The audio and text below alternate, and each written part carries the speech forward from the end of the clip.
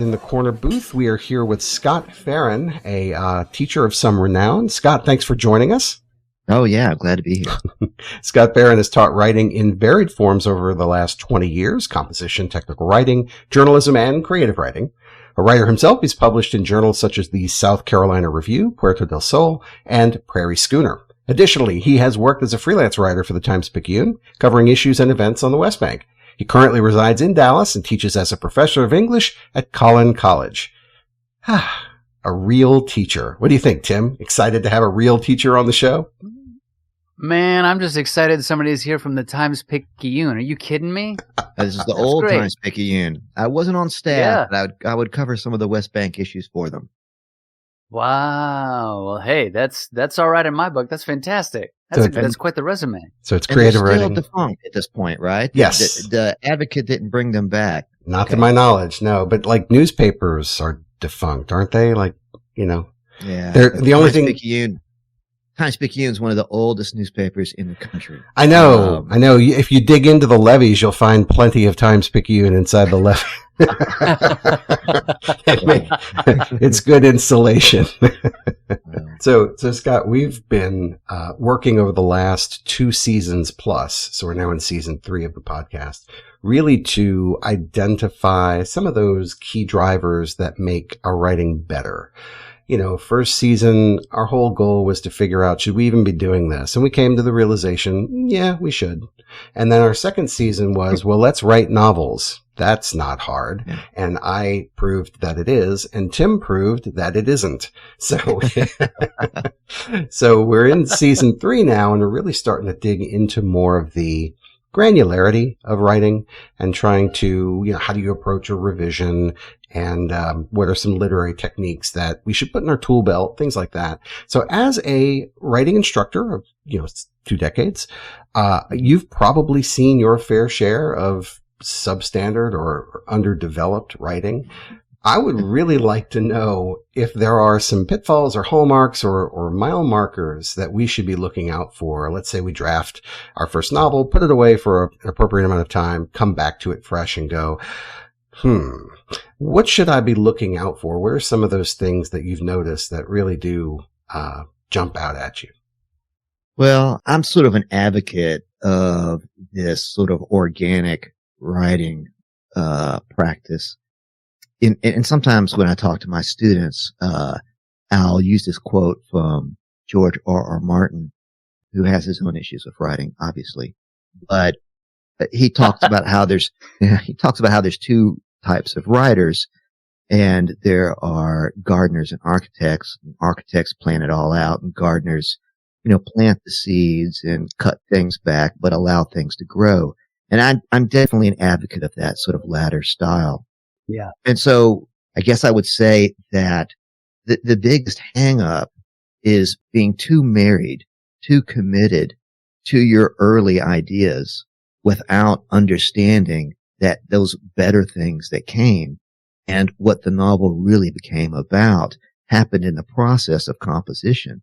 And you got to cut all that stuff out that is really no longer relevant. And of course, you have to realize that it's no longer relevant.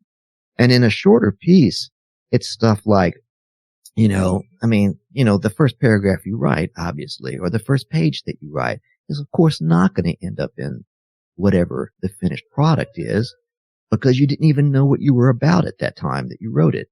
You're not going to know the title of the piece until it's done, because the title that you came up with when you first began writing was purely a product of your conscious mind. Your unconscious mind, that tireless worker, as Freud said, like it hasn't even begun to start doing so much of the work for you. So, yeah, what I see again and again is people being like, man, I suffered for those pages. I bled for those pages. There's just no way I'm cutting them. I'm going to make those pages work. Right. But there's no making them work. That's me. Usually for shorter pieces, there is like a first sentence, or the way into the piece for me is that like initial inspiration that leads to that first sentence that I'm like, yeah, what a great hook. That's the way to go. And I agree 100%. It's that by the time I finish it, put it aside, come back to it, revise, there's always that moment where I'm like, I don't think this beginning works anymore. And that's my biggest Achilles heel is I'm like, but I loved that first part. I'm so bad at being, at taking out the emotion, being, of saying, oh, this was what I really loved about it. This is how I got into it. Why should I get rid of it? I'll make everything else fit. And it never does. You're actually describing, Scott, exactly what I used to do in graduate school. My process of revision was to trim out everything that was bad and keep everything that was good from a prose standpoint, and then try to figure out what kind of story can I stitch together to keep all of these lovely gems of language that don't make any sense when you put them together. And so that's why I had a hard time with some stories, because I wouldn't let some of those things go. Well, you wrote great prose, man, and it was clearly the sort of fingerprints of that Jesuit education. With all that implies, just the discipline and mission of that Jesuit education that was about polishing those sentences, and after you spent that effort polishing those sentences, what, are you going to cut them out?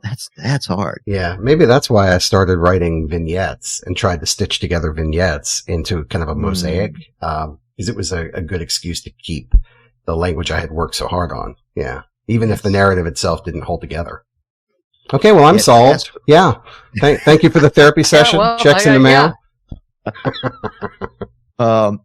Actually, there is like a form of story, that vignette or that sort of snapshot story. I used to teach out of this book by Jerome Stern, and it was called The Shapes of Fiction, I think. And it was just a catalog of all of these story shapes, the onion, the this, the other. I probably have that book around somewhere. I'm not so sure ultimately how useful it was, this sort of taxonomy of story shapes.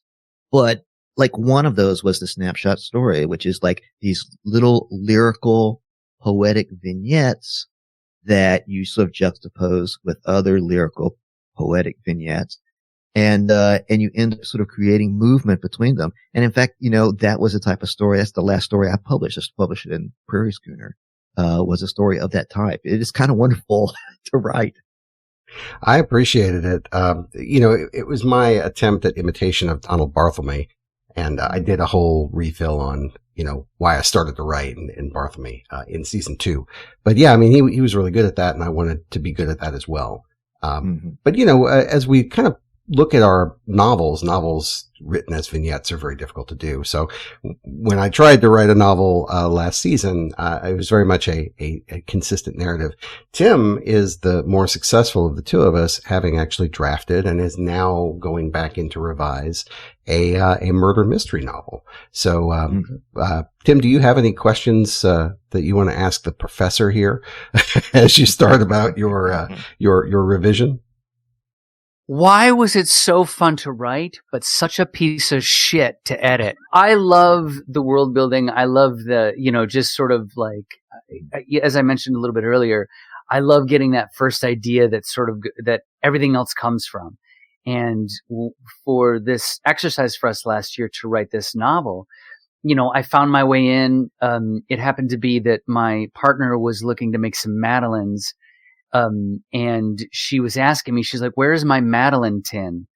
And I have been a big, huge fan of film noir, the Criterion Channel. They've got me cornered. I'm just watching, holiday noir, gothic noir, November, all of them. And so I was like, what a great idea. I'd love to try and write something that is noirish. Why don't I make the main character Madeline Tin? It was such a great, fun way to get into, to be inspired for it. Mm-hmm. And so that world building, it was so much fun. But, as we've talked about here before at the corner booth, I've done this like 5 or 6 times where I've pumped out a 50,000 word book, 50,000 pages. Yeah, not yet. Anyway, yeah, not yet. But a 50,000 word book. And I'm so afraid of going back to it, to finding out how much work I have to do in making it something that I could share with somebody. That's my biggest hang up. And I finished the book in early November, and I printed it out, and I was like, I can't wait. I'll get to it in December. I'll read the whole thing, and then we'll just, whip out another draft of it. I haven't even finished the first read through, and it's just, that's the big hill that I always face. Have you written another book since then? Yes, I did. And usually when it comes to longer pieces like that, that's my excuse not to go back to the other one and to not edit. I'll just, now I want to write a space book about lasers and explosions. And it's nice to have stuff in the drawer, but I'm not going back to it because I'm too afraid of it. I'm too afraid of facing the fact that I'm not the writer that I thought I would be by this time in my life. Yeah. Well, yeah. I mean, in almost all undertaking, the ego is the enemy, right? But I asked you whether or not you had written another book, because I think I remember reading about Joyce Carol Oates's writing regimen. And, of course, she's famously productive. And that's what she would do. She finishes a manuscript, and then she writes another book. And then after she writes that book, she goes back to the previous manuscript, and she's constantly cycling through that way. And I always remember thinking to myself, I bet that's what gives her the sort of emotional distance to be able to go back, to really look critically at something, because you couldn't do it when it's the thing in front of you. But after you've already done something else, I don't know. I wondered about that, but obviously that's not the magic solution. No, I think there's no substitute for time. And so if that's the way that she keeps herself occupied while giving herself time to forget that manuscript, that way she can come back to it as a dispassionate reader and see its flaws, instead of loving it like a mother and only seeing its virtues, Yeah. Yeah. I feel like for me personally, I feel like it's an impatience. I just reread a short story I wrote back in 2021 during the pandemic. But I know it's so basic that I had it, put away and tucked away, and I looked at it with these fresh eyes and I was like, oh, this just needs this. I mean, I'm saying this very casually. This just needs this, and I need to do this, and I need to do this, and that's what's going to make these parts stronger. And so, yes, putting it away is 100% it. But I'm so impatient. I'm like, yeah, but I want to just be done with it so I can turn my full attention to something else. I'm just screwed up in that regard. Yeah. I mean, I just wonder if there isn't some way to hasten the process. I don't know. I mean, among, very productive working authors, I mean, obviously they do have some way, but it just may simply be the way that they're constructed. And of course, there's also famous writers who are married to or partnered with other famous writers, perhaps lesser known. And it could be that the process of passing this manuscript to their loved one, who also has a professional acumen, when it comes to writing, that helps them. I wonder. I mean, I know some couples like that. I guess in that instance, you've got, a reader who you can trust not to stomp on your heart, even though what they say might sting. Yeah. But that their intent is positive. So you can take the advice and try to make it better, without it feeling like you're being attacked. Maybe that's the answer. And that may not require a spouse. If you can find a reader or a writing partner who can provide that capability to you, maybe that's enough. I don't know. It kind of sounds like you guys are telling me that I should go and try and get in a relationship with Joyce Carol Oates. Is that what you're saying? I mean, I'm not telling you not to do it. I gotta break the news to Jen. I don't know how that's gonna go. Move to Canada. I think she's in Canada. Yeah, and that's what I feel. Art, Scott, I don't know if you know this, but I've been sending, work to Art, and Art has been sending work to me, since we graduated from UNO way back in the day. And that's what's been really nice, is to have Art there for stuff. but I still want to make stuff that's good, that I feel art is deserving of. Well, Tim is being far too modest. His most recent work, like basically since we started doing the podcast, his work has, I think, grown exponentially, and he's got the publications to prove it. He's publishing quite a bit of short fiction online, and it's really exciting to see. And I was actually talking with a mutual friend of ours who was saying the same thing unprompted. So tough, Tim. You're getting better. Okay. But can I list those magazines again that I really want to be in? Oh, never mind. No, you can't. Because they suck. Because they keep turning you down. So clearly they're idiots. Scott, I wanted to ask you, I know that your day-to-day operations take a ton of your time. Your teaching load is very high. It probably doesn't leave a lot of room for your own personal writing. Is it still something that you're doing, pursuing the discipline of fiction? Or have you really kind of set that aside and you're now really more focused on helping other people try to reach their goals? I guess probably the latter. I actually have gotten, there's something about working in a college with these really smart people. And the type of writing that we're talking about is one that doesn't necessarily tell us what we want to hear, but expands the sense of self, that broadens the individual who reads it.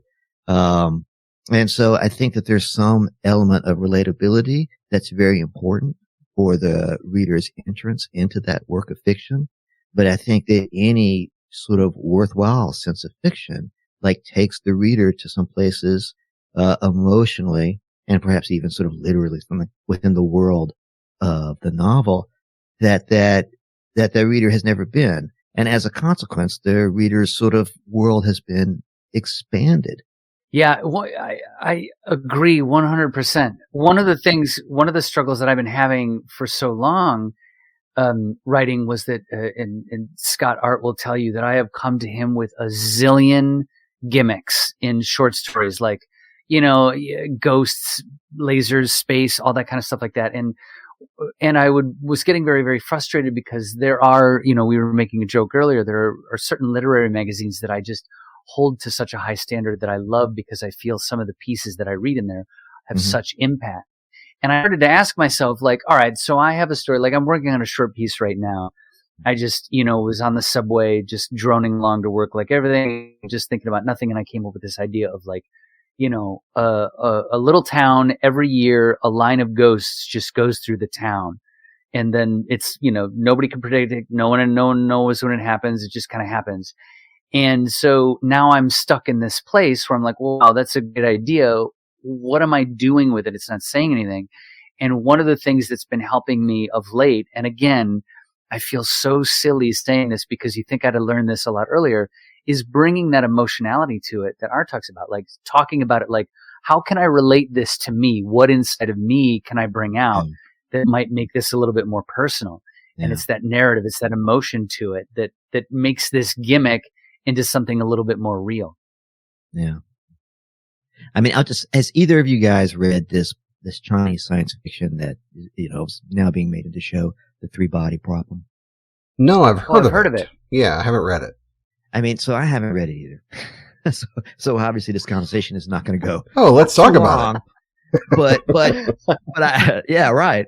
But that won't prevent me. But what people say about it is that it's highly conceptual. And if you want to criticize it for its characters being flat or what forth, you could rightly do so. But it starts off with this concept that's just so intriguing and this dilemma that it just sort of carries you along. And so that's kind of interesting to me because that's completely not how I approach writing. But maybe I need to sort of recognize that, I mean, there's different ways to do it. And there's writing with different goals and different audiences. And, it just differs. It's just such a varied undertaking. But, Tim, for me, no tears on the part of the writer, no tears on the part of the reader. I think that's Charles Dickens. If I don't make some type of connection, and the story doesn't have to have any type of projection like character, some stand-in for me in the story. Yeah. But if it's not somehow grounded in my experience. And again, even by talking about experience, I'm not talking about like literal things that happen, but sort of like my view of the world. I just can't be interested. Yeah. Yeah. You can't connect with it emotionally if you have no frame of reference. And it's not that the things in the novel have to have happened to you. Oh yeah, I remember that was last Tuesday. That happened to me. Oh, I can read this. No, it's just like I recognize that sensibility. I recognize the loss of a loved one. I know exactly what that feels like. Interesting. Let me go along with this narrative. Yeah. And those are the things that I was actually writing away from 25 years ago. Like I was deathly afraid that people would recognize themselves in my narratives. So I purposely tried not to use my own experience to predictable, terrible results. So like now the stuff that I'm writing is some of the best stuff I've ever written, if I could just finish it. And I'm really excited to do it. So it's been a revelation doing the podcast and kind of getting back into, it's almost like working out the muscles. You're just trying to get these muscles toned again has been great. Well, I remember your work, Art, and as I said before, I mean, you had these incredible, highly polished sentences. Your prose, just impeccable. And, you know, I'm sure you were saying, listen, I'm doing this thing and I'm so great at it that I need to find a way for this to work. And that's a really interesting, and that's a really interesting problem to try to solve. That's very kind of you. Thank you. Yay. That makes me feel good. But certainly the quality of the characters back then, I wasn't really trying to make fully rounded characters who had real problems and whatnot. Now that I'm doing it, I feel like I have enough life under my belt now as well. And I've had enough up and down. And I feel like I have a good read on people. And I now have a capability to combine elements of people into new characters. So I can take a slice of this person I know, a slice of this other person, smash them together, and it's now a new person who isn't wholly based on one individual. So I feel less sheepish about people recognizing themselves, and that gives me more confidence and more freedom to do the work. Yeah, I'm not worried about that at all. You know, I'm writing about you, Brenda, still. Brenda,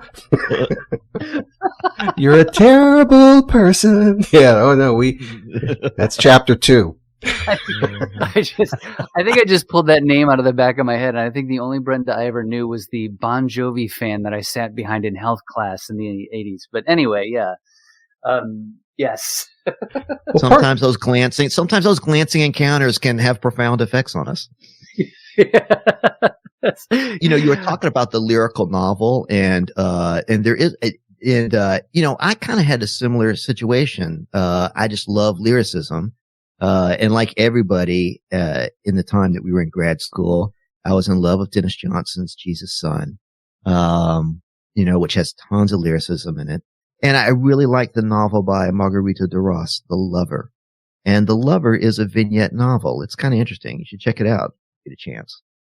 I think one of the goals of the podcast in general is to help folks who are out there trying to navigate their way through their own creative process and try to give them some tools, tips, resources without being so didactic, and so prescriptive that it's sort of formulaic.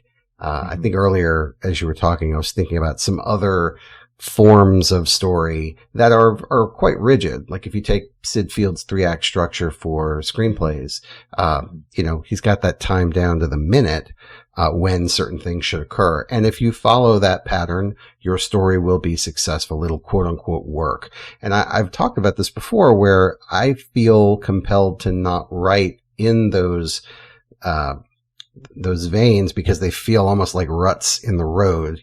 That's where the wagon wheels have always traveled and they don't interest me. So how would you recommend that I approach writing to really develop stories that work, but also feel confident in my own creativity that I can develop things more organically? I mean, is there anything I should be kind of paying attention to just to kind of keep me on track while also allowing me to explore? Sure. Maybe I have an answer to that, and I don't know that it's the answer. But, as you write, and you don't have to be excited about sitting down to write, It's great to have a discipline to do it at a certain time of day, every day. I was just reading about Haruki Murakami, the very successful and famous Japanese novelist who wrote this whole memoir about running, but running is his metaphor for writing. It's just like this daily practice. But anyway, you sit down and you write, and what you're looking for is a riff. Like you're looking for that moment where things just kind of take off and you get into a riff. And then once you are in that riff, you want to stay in it as long as you can. That's not to say that like you're mining gold and everything that is there, you're going to be able to take home, but you want to stay in that riff as long as possible. Try to stay there. And then once it sort of peters out, you want to step back, and this was probably a good time to say, I'm done for the day. And when you go back, you want to say, okay, what is the dynamic in this riff? And think of it in terms of opposition. And probably there's going to be one there because I think that's somewhat the nature. Conflict is sort of the nature or the essential sort of characteristic of things that interest us. So there's going to be tonally at a minimum in that riff, there is going to be some oppositions, and you want to identify those oppositions. And you might make a T-chart. And this is something that my great sort of mentor, instructor, Deborah Monroe would do. You might make a T-chart where you start to sort of identify what are these oppositions that I'm seeing. And then once you have these oppositions, that's kind of where you're going. You have the burgeoning conflict right there. Now, these oppositions will need to be ultimately embodied in character and action.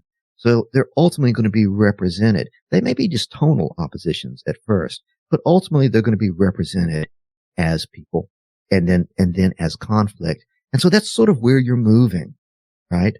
And you're trying to exaggerate that opposition. And again, you're going to come back and clean this up, but you're trying to exaggerate that opposition, and you'll swing in the direction of one of these qualities as it's embodied in a particular person or in a particular scenario. And you're going to swing in that direction. And as you've swung a certain distance, it's time to start swinging back in the other direction. And gradually from that, you're going to start building events. Now, I often think of Freytag's pyramid. Have you guys talked about Freytag's pyramid? No, not yet. So you're taking that opposition to a peak, and that peak happens within sort of your protagonist, and your protagonist is basically going to have mirrors, right? So like you have your protagonist that's developed, but you have characters that are also represented. These oppositions though are actually within the character. So the secondary characters are always shadows of your protagonist. They represent some aspect of your protagonist. And as you sort of build towards this, so the first sort of peak, you're looking for that sort of internal climax within the protagonist where he's having to sort of like deal with whatever he's dealing with. And I guess perhaps one thinks about The Great Gatsby. I think about it when I think about structure. Nick Carraway has this deep ambivalence towards Gatsby, right? He's disapproved of this person from beginning to end, he tells us very early in the novel. But somewhere in the middle of that novel, he changes and he takes Gatsby's side. And so now that change in his interior life has got to be manifested in some type of exterior climax. And so you're starting to look for that. I guess I'm just saying it's sort of helpful to know as you're sort of building this conflict and you're embodying this conflict in externals, what are some things that you're looking to get to? Where are you looking to get to?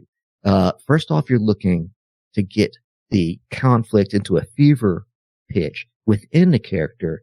And then once the character has made some type of shift, you're going to embody it in some type of external event. And this is not like, this is, maybe is this creative writing 101? Probably.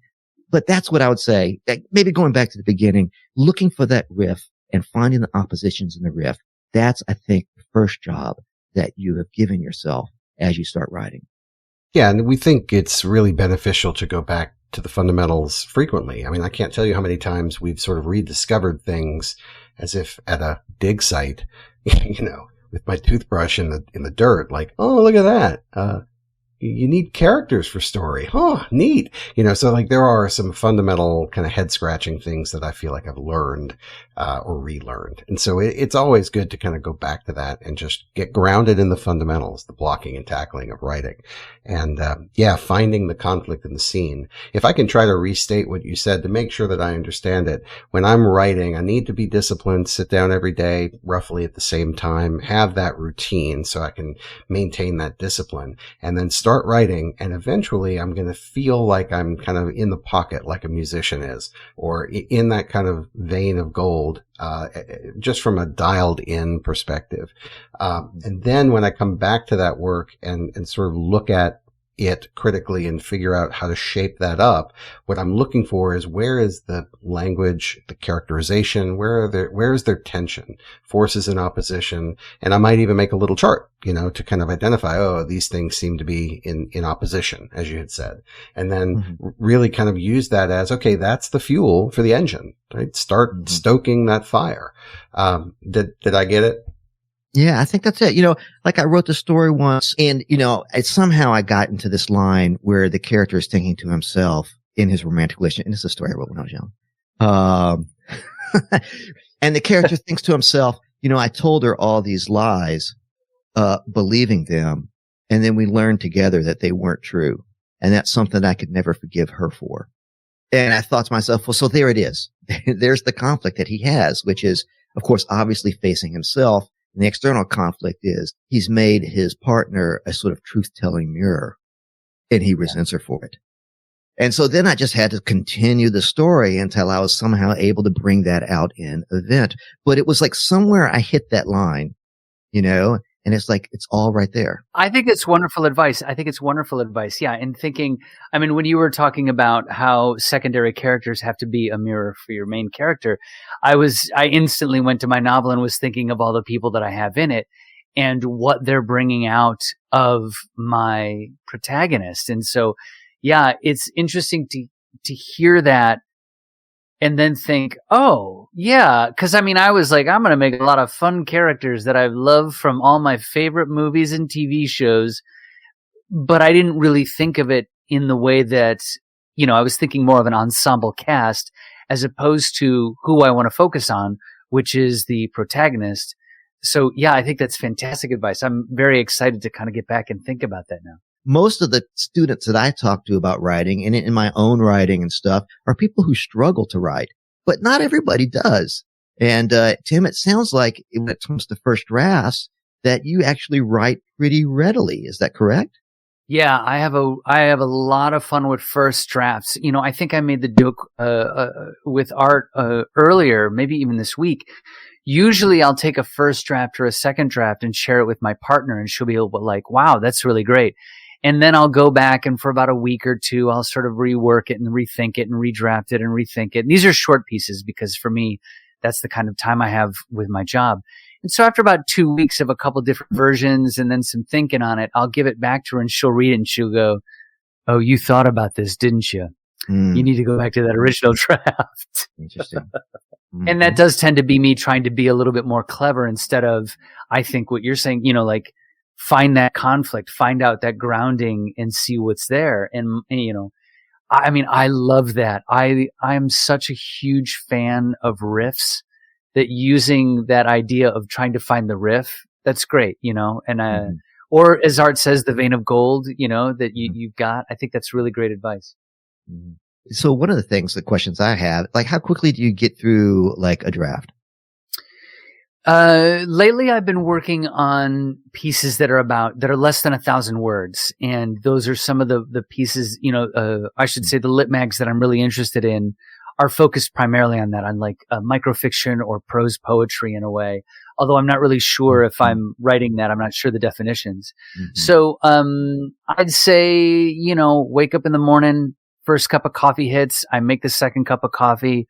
I sit in the dark by the window and then just open the iPad and start going at something. So I would say usually I try to get something stream of consciously out if it's a good idea that I like in about 45 minutes because I got to take a shower and pack my lunch for work. And are you writing from beginning to end?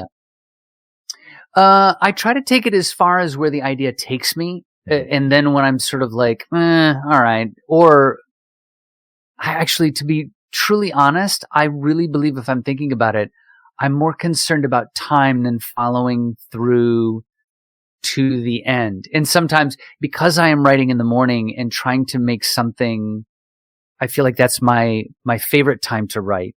Yeah, I'd say I give it about a good half hour to 45 minutes in the mornings. And then I usually have to stow it because I've got to go to work.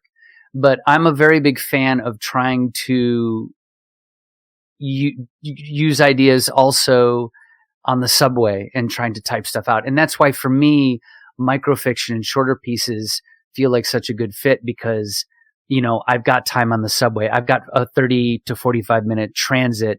Yeah. I can have it, you know, I can write something during the morning with a cup of coffee.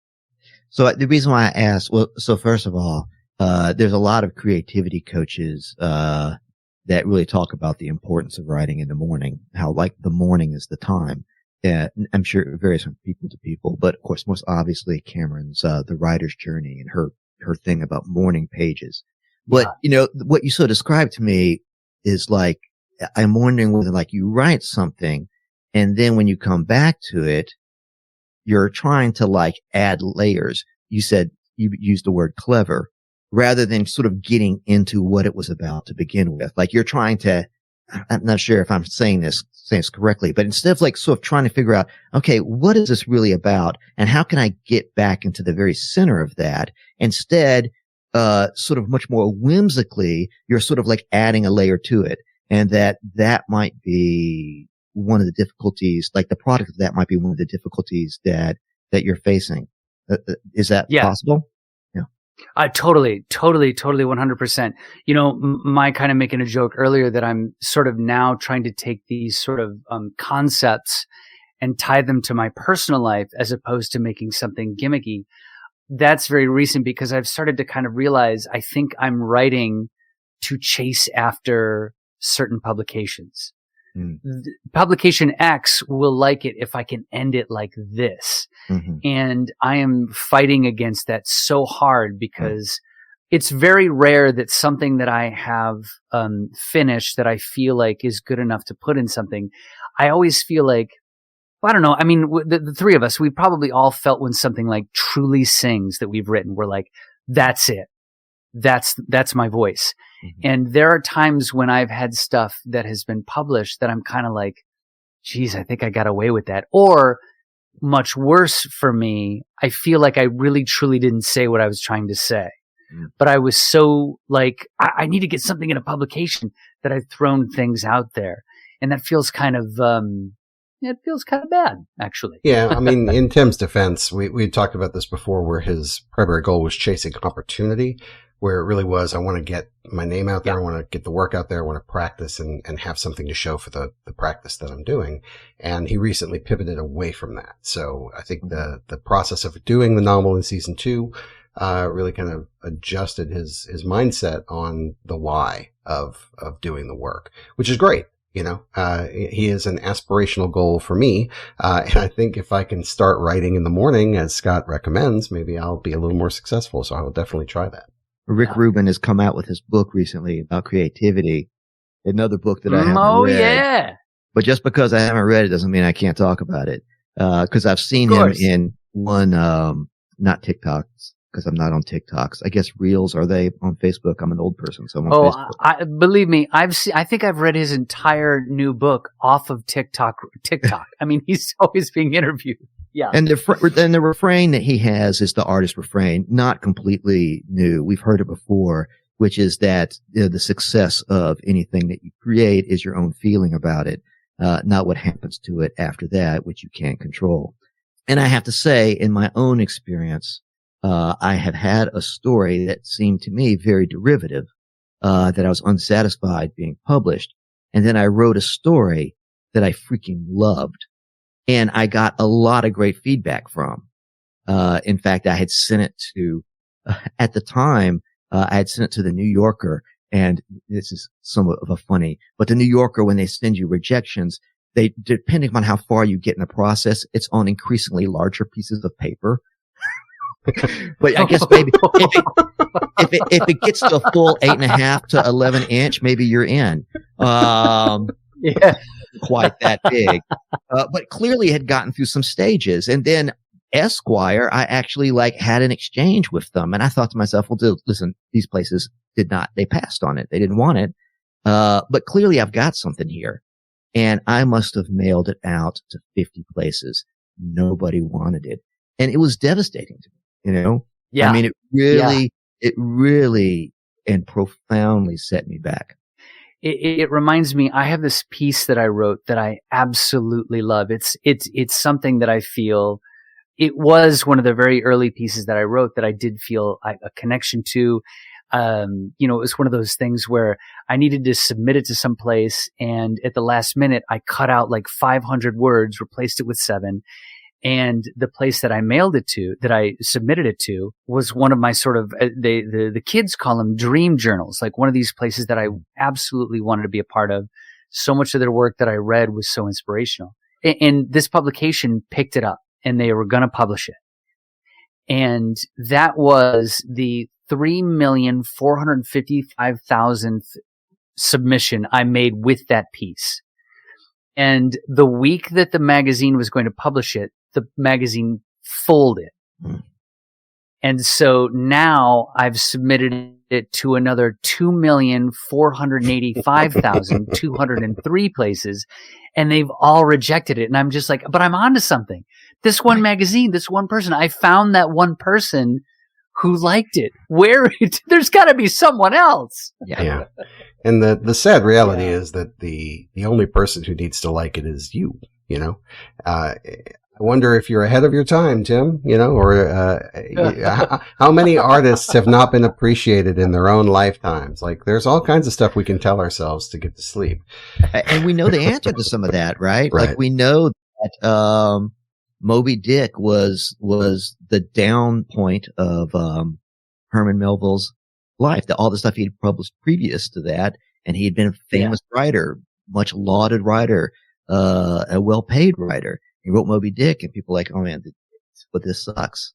And it was the beginning of the end for him. And of course, now we recognize that as his best book. Of course, with Fitzgerald, it's the same thing. His stuff that he wrote before Gatsby was amazingly successful. And then Gatsby comes out, and everyone's it's just not working, One of the things that really stuck in my brain about the great Rick Rubin, I only say great if it turns out that he wasn't a supreme jerk to the Beastie Boys, but we'll get into that later. But he says the audience comes last, and that is something that I have never been able to conquer. I'm always who's going to read this? How do I read this? And for a while, I think it was Vonnegut. I think he said you should write for one person. And then there's the whole, you open the window to the world and you get a cold and all that stuff like that. And it really has resonated with me in that the audience should come last, because I do need to focus on what I'm trying to say, as opposed to, will this make person X, Y, and Z like me? As something as basic as that. Mm-hmm. It's easy to say. But, but it's hard, because on some level you want some type of you don't do this for yourself. I mean, I guess some people did, but if you did it really for yourself, you'd be keeping a diary. You want that outside. You want to be read. I often, tell my students when I'm trying to sort of pitch to them writing, and not fiction necessarily, but, it's such a great outlet for, people who believe in themselves and believe that they are interesting, or that they have an interesting take on the world, but they're introverts or they're shy. And this is a way to be heard, and you want to be heard. So, yeah. When we kind of load up the podcast and set out to talk about a topic, ultimately, I kind of want people to walk away with something that they can put into action. And it could be a really small nugget, or it could be a framework. Especially our refill episodes that are really short, tend to kind of collapse a topic into 5 minutes. And you walk away from those 5 minutes going, all right, I've got a tool I can put in my tool belt. And I really like what you were talking about earlier about the morning writing time and being disciplined. It's not the first time I've heard it, but for some reason that stuck. So, I mean, is there anything else that I could do to help accelerate my progress, beyond just kind of sitting down and doing that work? Maybe it's in how I read my work that I've done with an attitude towards revising it, or maybe it's something I do to prepare before I sit down to write. What are your thoughts around those? Okay, you should think about who you love as a reader, that writers start from readers. And I think that you should copy their text. When Hunter S. Thompson decided that he wanted to be a writer, he's working at a newspaper in San Juan. He wrote with a manual typewriter. He typed out the entire text of The Sun Also Rises and The Great Gatsby. And if you look at the early work, even of famous and distinct writers, but you go back, sometimes the early work is published and sometimes you have to sort of search to find it. You find that their very early work is derivative of their heroes, no matter how distinct their own voice becomes eventually. You know, on the way home today, I was listening to Cage the Elephant. I know nothing about this group, but their most recent music sounds like Cage the Elephant, but their first album sounded exactly like the White Stripes to me. It was good. Like, it wasn't like derivative in the sense that it was inferior music, but the phrasing and the staccato nature of that music just was so resonant of the White Stripes. And I guess what I'd want to say to somebody who's starting out is, man, it's way too early to have the anxiety of influence. You are perfectly appropriate, and I think probably immensely beneficial to emulate your heroes. Even to the extent of saying, man, here's some great pages. God, I love, when I read these pages, this passage in my beloved book, it knocks me out. Prop that book open and type those pages into your own Word document or whatever you're using, Scrivener, whatever. And then I tell you what, if you just love the music of that prose, see if you can't write your own sentences in the rhythm of those sentences that you love so much. And I think that is going to be amazingly influential. And I think that your first stories that you publish, if they end up like you feel that they're somewhat derivative of the people that you love, like, you're in great company. Everybody does that at the beginning. And so don't shy away from it. Yeah, that's great advice. And actually, a program that I was part of before I went to Texas State, at Columbia College Chicago, actually made a point of building this into their methodology, where you had to do an entire class of parody. And you had to, I think they had Nikolai Gogol's The Nose is where everybody started. And so you had to write a parody of The Nose. But then you got to explore and move into different types of writing. But you were, executing pastiche over and over and over again. And I think it was, and they didn't do a very good job of explaining why. I think it's only in thinking back on why the hell would they have us do that? It really is to inhabit the point of view of other writers, and you get to kind of take what you like and discard the rest. So it does have a lot of benefits. So it's really encouraging to hear you say that as well. Yeah, I mean, I remember reading a very early story by John Cheever, and it's like, dude, this is Hemingway. I mean, it's Hemingway's voice. There was a writer that I loved, Barry Hannah, who I don't know if people read him today. He's so scandalous. But like his early stories, like, God, this is a Flannery O'Connor story. But it was good. And I thought to myself, I bet this is, the secret of a lot of really successful writers is they just start off just emulating their heroes. Yeah, very much so. Very much so. I feel like the same thing happened. I mean, back when I was in college, I went off the deep end. Art probably remembers some of these great stories where I was like, what if I tried to be Vonnegut and Kafka at the same time?